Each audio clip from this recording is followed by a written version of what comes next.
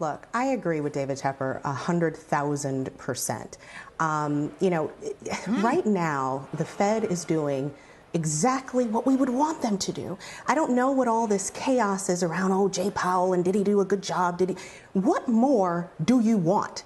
I mean, he literally talking about tapering. How much foreshadowing do you need in this market? We know that they're going to raise rates. They've said that for eons and eons. So unless people aren't listening, they didn't hear that. I don't know what the surprise was yesterday, other than saying, hey, we might give you 2 rate hikes almost 2 years from now. Let's think about this for a second, guys. And we don't know if it's going to be 25 bips, if it's going to be 50 bips, but they're telling you what they're thinking about for you to prepare. There are no surprises. This Fed is not trying to play games with our lives, with our money, or any of the above. I think that Jay Powell is doing a phenomenal job, and if we use our 2 ears to actually hear what they're saying and watch what they're doing, you'll be able to prepare your portfolios appropriately. I mean, again, what more do you want? Well, I mean, Dr. J, the risk, of course, is that those rate hikes, which the dots suggest you could get 2 in 2023, could actually come sooner. Because even as Chair Powell himself admitted, inflation could prove to be higher and more persistent than they think. It's all a guessing game. They don't have a crystal ball any more than you do, Doc. So, no. We're giving them the benefit of the doubt for now, John Najarian. Interest rates are at 150 today. So how do you see it from here? What are people supposed to do now? I think the key was what Courtney said there, and that is that people that are listening can start positioning whenever they deem that appropriate, Scott. So in other words, I agree with you, Court, about, this is out in the future. They've said they're going to do this, and this is, pretty far out into the future. So for somebody like me, I'm not going to be adjusting my portfolio very significantly at all for something that's out in 2023. On the other hand, there are a lot of portfolios that clearly either got nervous when they heard those words as far as, okay, well, I'm going to start adjusting now at all-time highs in the market, which you can't really blame them for, Scott, even though we think GDP is going to continue to surge and perhaps we're going to have that inflation move be indeed transitory. The jobs reports have not been as stellar as people would expect, nor have the jobless claims this morning been as positive as we all had hoped. So with the market at all-time highs, am I going to blame some people for getting to the sidelines in those Dow stocks? Because that's the sector that, or, those 30 stocks are the ones being hit, Scott.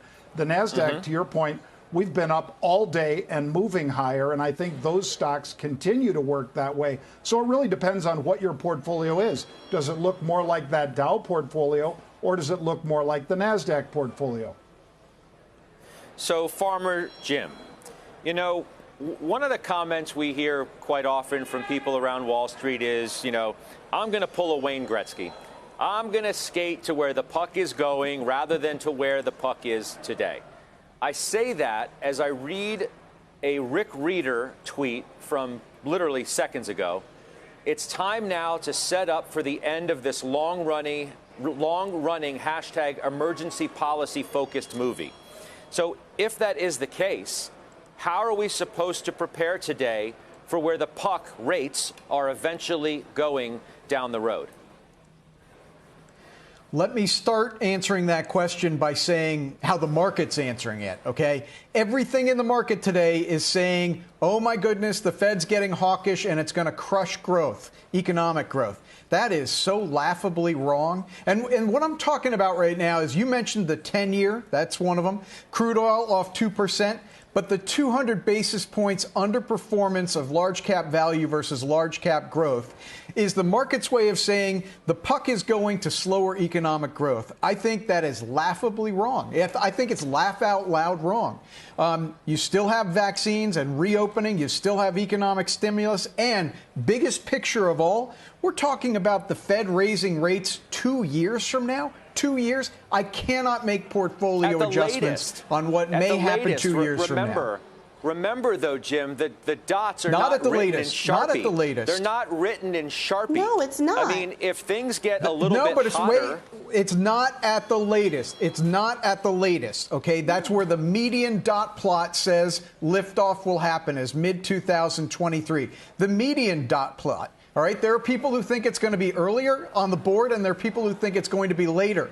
But I'll tell you what, I'll play the game with you. Let's say it is earlier. Let's say it's 18 months. Let's say it's at the beginning of 2023. That's 18 months from now. Right now, you've got people who are traveling again. You got people who are spending on restaurants again, buying cars. You got iron ore manufacturers pre-announcements, auto manufacturers pre-announcing positive. This is a time for playing economic growth. And if you're giving up on the value trade right now, you are wrong. You're going to be sorry. Okay. You're going to be sorry.